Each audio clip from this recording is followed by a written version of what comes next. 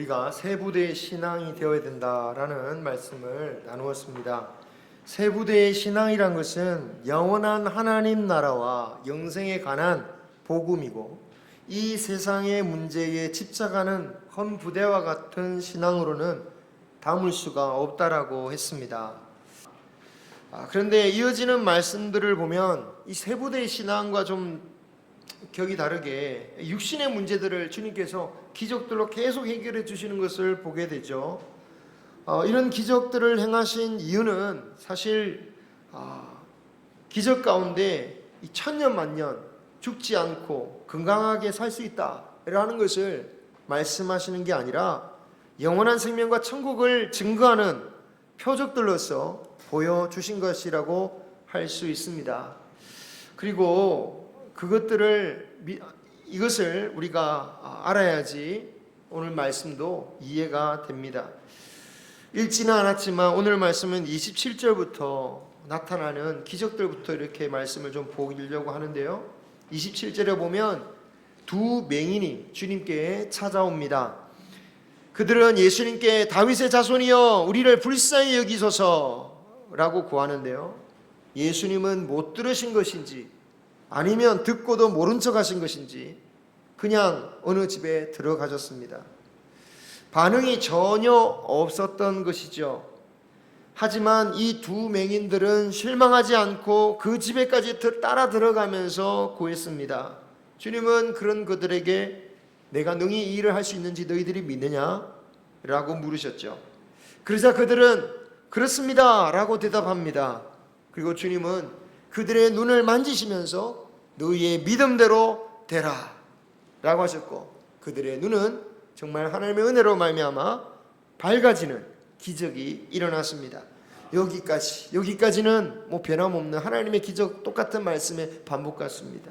그런데 이 기적을 베푸신 주님께서 그들에게 이런 말씀을 하세요. 이 일을 아무에게도 알리지 말라. 우리 문화에서는 사실 참 자신을 나타내거나 주장하는 것을 조금은 옛날 문화에서는 좀 금기시했기 때문에 이런 말씀을 보면 그래 우리가 하듯이 겸손하게 주님이 말씀하신 거구나, 의미 없이 받아들일 수 있을지 모르겠지만 주님은 이것을 엄히 경고하셨다라고 말하고 있어요. 그냥 형식적으로 그냥 겸손하게 그냥 형식적으로 하신 말씀이 아니라 진지하게 정말 하지 말라라고 말씀하셨던 겁니다. 왜 알리지 말라고 하셨을까요? 이런 기적들로 인해서 더 많은 사람들이 찾아올 수 있지 않습니까? 그런데 오히려 예수님은 이 사실을 알리지 말래요. 이런 예수님의 모습은 사실 그렇게 낯설지 않은 모습입니다.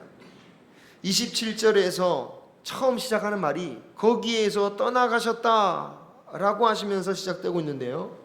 그 거기란 것은 바로 앞절 26절에 야이로의 딸을 살리셨다는 소문이 퍼진 그 지역을 말합니다. 온 땅에 퍼졌다라고 말씀하고 있지만 온 땅이란 것은 지금처럼 막 인터넷 핸드폰으로 전국 전 세계에 막 퍼지는 그런 걸 의미하는 게 아니고 딱 그 정도 지역, 그 주변 지역 정도 알려졌다라는 정도로 우리가 보면 되겠죠. 그래서 주님이 거기서 떠나셨다라는 것은 그렇게 알려진 그 지역을 떠나셨다라는 거예요.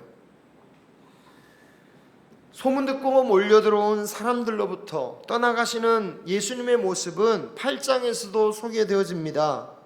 예수님께서 병자들과 또 많은 귀신 들린 자들을 고치시기 시작하니까 많은 사람들이 예수님께 몰려왔고 예수님을 막 에워쌌습니다. 예수님은 그때도 거기를 떠나시면서 호수 건너편으로 건너가셨죠. 주님께서 그렇게 건너가신 이유, 그때 한 명이 나서죠. 서기관이라는 사람이 주님 저도 따르겠습니다. 그렇게 하니까 주님이 진정한 따름의 의미가 뭐냐, 따르는 그 서기관에게 진정으로 따른다는 의미가 무엇인지를 알고 나를 따르라 라고 말씀하셨죠. 그냥 예수님을 통해서 뭔가 세상적인 유익을 얻고자 몰려든 수많은 사람들, 그런 마음으로는 사실 예수님의 진정한 그 뜻을 받아들이기가 쉽지 않다라는 거예요.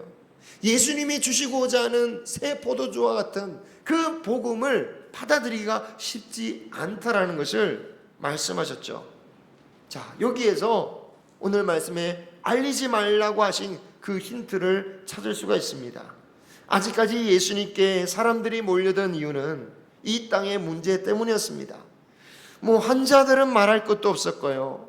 건강한 사람들 역시 예수님으로부터 그들이 원하는 세상을 꿈꾸면서 주님께 찾아왔습니다. 주님은 영원한 천국과 영생의 복음을 전하시고자 하셨지만 사람들의 관심은 여전히 이 땅에서 유익을 얻는 데에만 집중되어 있습니다. 그러므로 소문을 내지 말라고 엄하게 하신 말씀은 사람들이 주님께 몰려오지만 아직 그들이 진정한 복음을 받아들일 준비가 되어 있지 않았기에, 나의 복음을 오해할 여지가 너무나도 많기에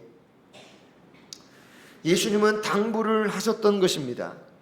사실 이런 주님의 뜻은 제자들도 몰랐습니다. 제자들도 몰랐으니 맹인들 역시 몰랐을 것이고요.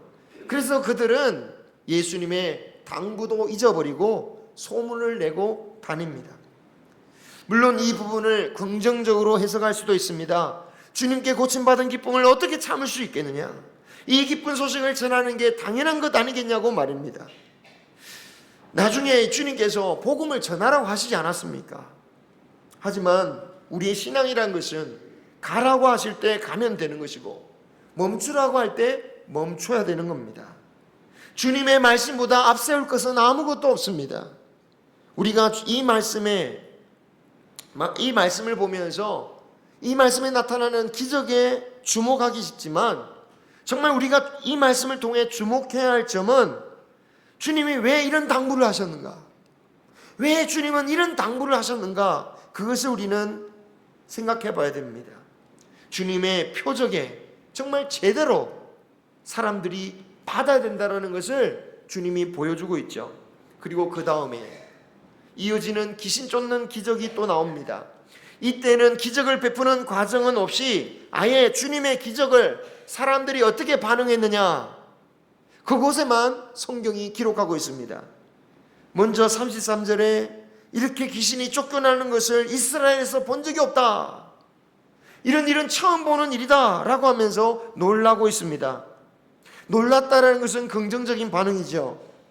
하지만 그들이 말하는 고백의 내용을 보면 뭔가 조금 맞지 않다, 뭔가 조금 적절하지 않다라는 느낌을 받을 수 있습니다. 왜냐하면 바로 앞장에 보면 예수님께서 이스라엘 땅에서도 이미 수많은 귀신 들린 자들을 고쳐주셨고, 그리고 이방인 땅에 가셔서는 그 군대 귀신, 지금 말 못하게 하는 귀신 정도가 아니라 정말 군대 귀신이 와서 군대 귀신 때문에 사람들이 어쩔 수 없는, 어쩌지 못하는 그런 막강한 군대 귀신도 쫓아내시는 그 예수님의 말씀이 바로 직전에 있기 때문입니다. 저는 그들이 몰랐기 때문이었을까? 그렇지 않다고 생각해요. 그들은 분명히 예수님의 소문을 듣고 온 사람들입니다. 그 지역은 예수님의 소문이 들리지 않은 다른 곳에 왔고, 몰려든 사람들은 예수님의 소문을 듣고 찾아온 사람들이에요. 그렇다면 그들은 당연히 예수님께서 병자를 고치셨고 또한 귀신 들린 자를 고치셨다는 얘기를 들었기 때문에 귀신 들린 자를 데리고 온 거죠.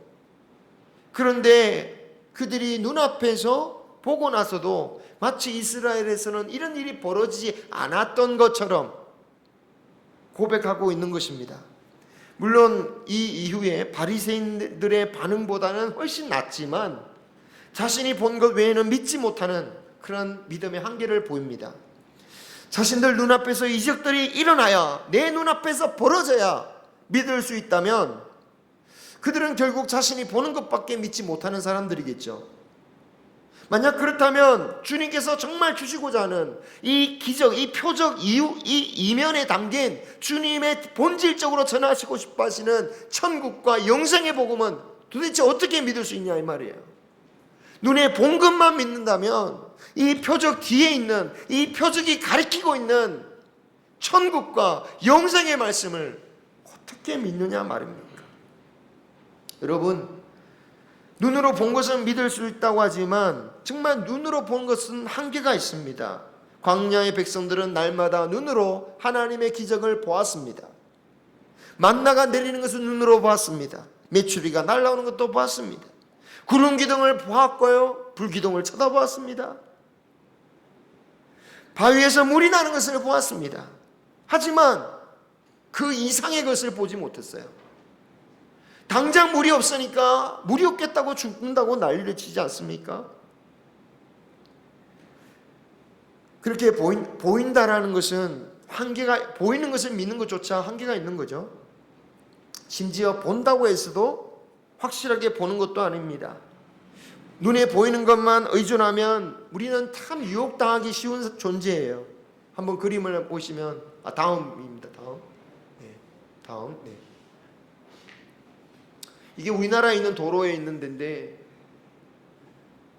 그 둔턱이 있지 않습니까? 둔턱이 가다 보면 막 차도 하고 다칠 수도 있고 얼마나 좀 괴롭습니까? 그러니까 사람들에게 착시 현상을 일으켜서 스스로 이렇게 조심하게 만드는 뭐 이런 그림도 있고요. 애가 길바닥에서 노는 그림도 있어요. 그래가지고 진짜 멈칫하게 만드는 그런 그림도 있습니다.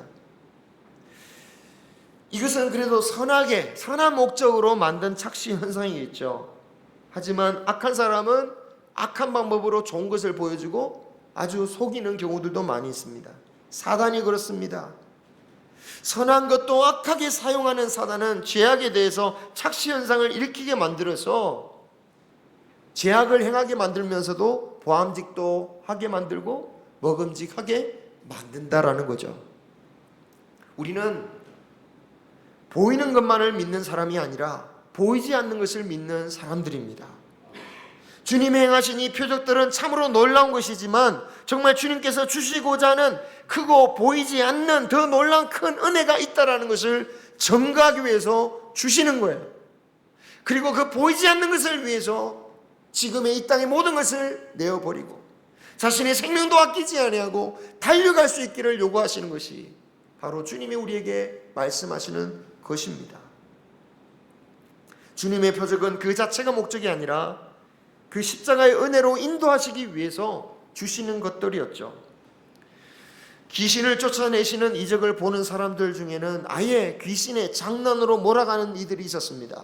바리새인들이었죠.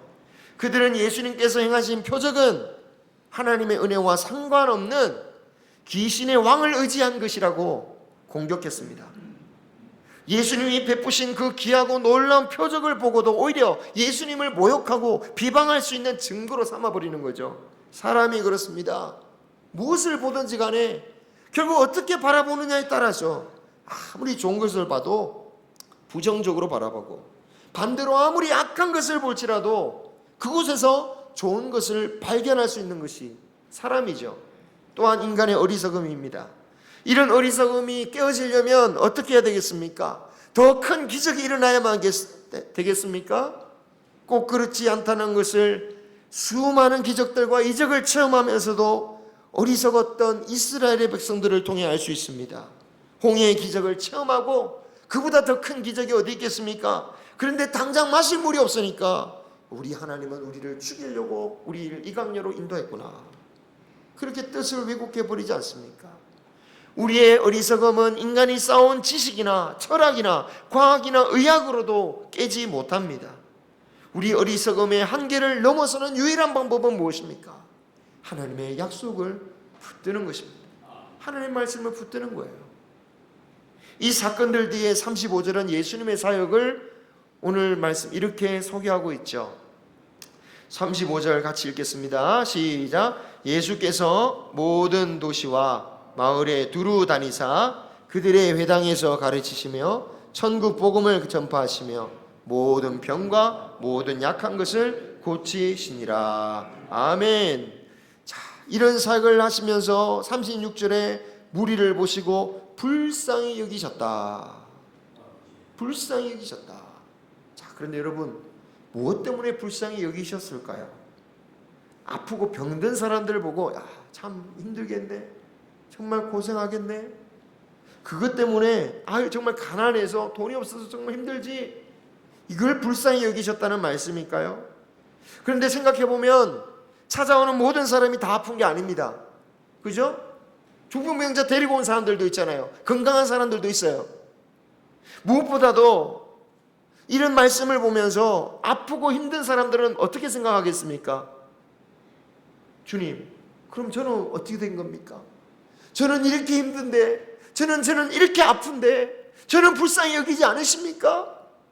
나의 사랑하는 가족은 고쳐주지 않으십니까? 주님이 불쌍히 여기셨다는 말씀을 보면서 그렇게 생각할 수 있는 거지 않습니까? 근데 여러분, 주님께서 우리를 보시고 불쌍하게 여기셨다는 이유를 36절 후반절이 설명하고 있습니다.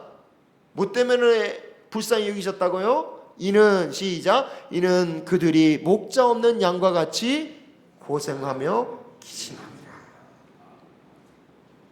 목자 없는 양과 같았기 때문이라고 말하고 있어요. 목자 없는 양.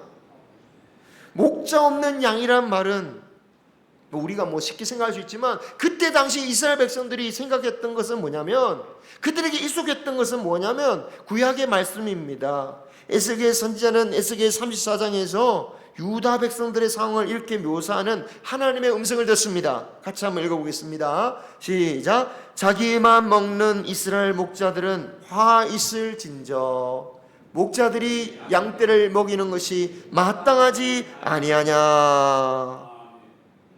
목자들이 양떼들에게 먹이지를 않아요. 그래서 5절에 이런 이스라엘의 유대 백성들의 상태를 뭐라고 표현하냐면, 5절 다시 읽겠습니다. 시작. 목자가 없으므로 그것들이 흩어지고 흩어져서 모든 들짐승의 밥이 되었도다. 아멘.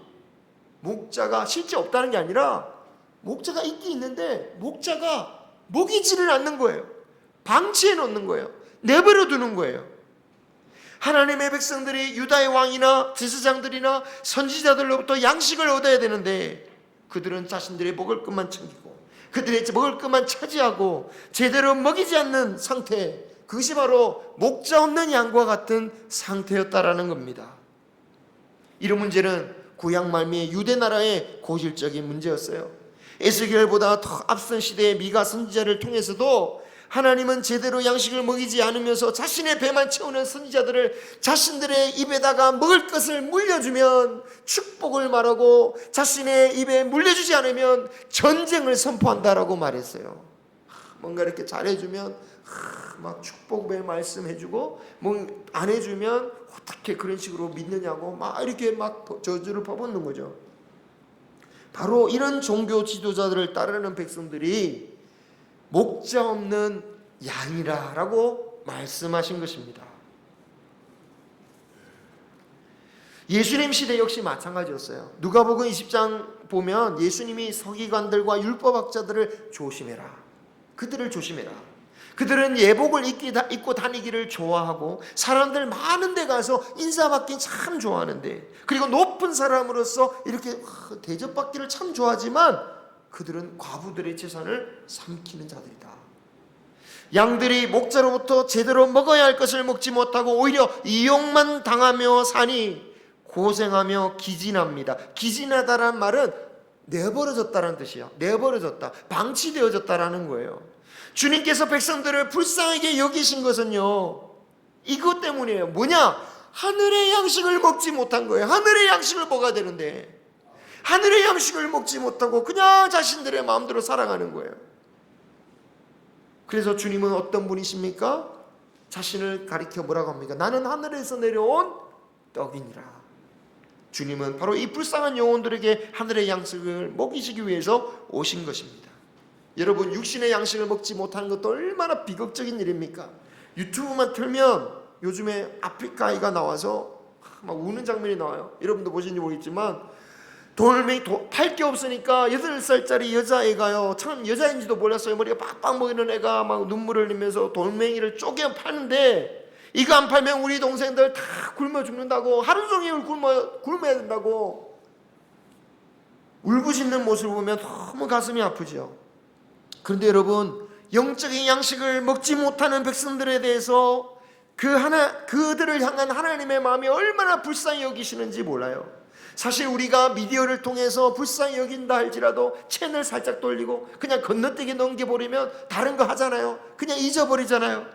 그런데 하나님은 그럴 수가 없는 거예요. 그럴 수가 없으니까 하나님은 자신의 아들이신 예수님을 이 땅에 보내어 하늘의 양식을 먹이신 겁니다. 이것을 먹어라, 나의 살이다. 이것을 마시라, 내 피니라.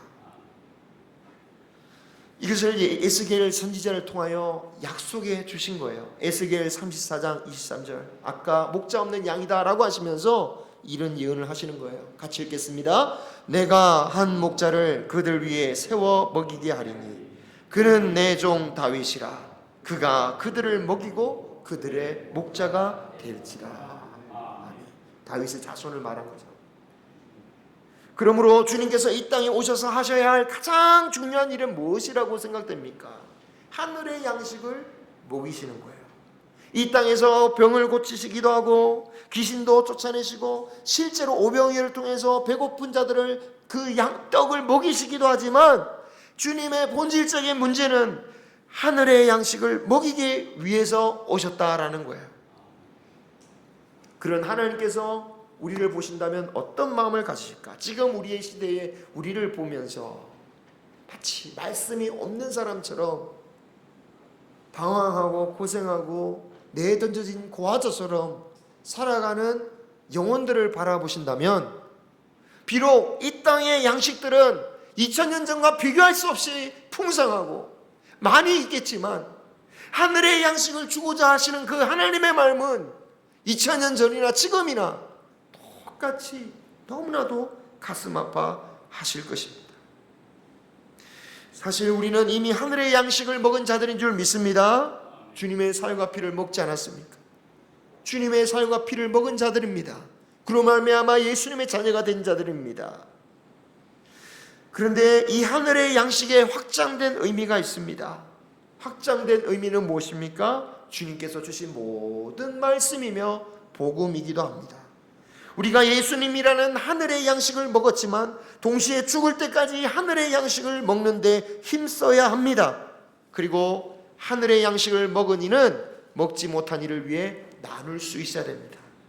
여러분, 예수님께서 베드로 배신한 베드로 나중에 갈릴리의 마지막에 만나시면서 그에게 물고기를 먹이시고 배를 불리신 다음에 네가 정말 나를 사랑하느냐? 그러니까 베드로가 뭐라고 합니까? 예수님 정말 사랑합니다. 3번을 말하죠. 그렇게 3번을 고백했을 때 그때마다 예수님이 하신 말씀이 뭡니까? 내 양을 먹이라, 내 양을 치라. 또 마지막에 내 양을 먹이라. 뭘 먹이라는 얘기일까요? 하늘의 양식을 먹이라는 거죠. 하늘의 양식. 목자 없는 양과 같다라고 하신 뒤에 곧바로 37절 문제가 있습니다. 이렇게 목자 없는 양과 같이 먹을지는 못하는데 문제는 제자들에게 추수할 것이 많되 일꾼이 적다. 여기서 추수라는 것은 심판의 의미는 없고요, 하늘의 양식을 거둬서 사람들에게 먹이는 것을 말합니다. 추수날은 축제지요. 그죠? 추수날은 축제입니다. 함께 나누는 날입니다. 이렇게 하늘의 양식이 준비되어 있는데 하늘의 양식이 이렇게 이곳에 예수님으로 와 계신데 그것을 나눌 일꾼이 적다라는 거예요. 그래서 일꾼을 보내어 달라고 기도하라고 하시면서 그 다음 우리 다음 주에 볼 10장에는 어떤 말씀이 나오겠습니까? 12 제자를 부르시고 파송하는. 뭐 때문에 파송하시겠습니까? 하늘의 양식을 먹이려고 파송하신 장면으로 이어지고 있는 것입니다. 그리고 놀라운 것은 하늘의 양식을 나누는 그 제자들에게 무엇을 주시냐? 권능을 주시는 것을 보게 됩니다. 병을 고치고 귀신을 쫓고 죽음을 이기게 하는 권능을 주시더라라는 겁니다. 그렇습니다. 기적은 우리의 욕망을 위해서 하나님께서 주시는 게 아니라 하늘의 양식을 증거하기 위해서 우리에게 나타날 것입니다. 하늘의 양식을 찾을 때, 하늘의 양식을 나눌 때 어떤 일이 벌어진다는 말씀입니까? 그때 정말 우리가 바라볼 수 있는 하나님의 표적이 나타날 줄 믿습니다. 그 표적과 기적이 우리에게 임하고 그것을 증거하고 찬양하고 간증할 수 있는 저와 여러분이 되시기를 주님의 이름으로 축원합니다.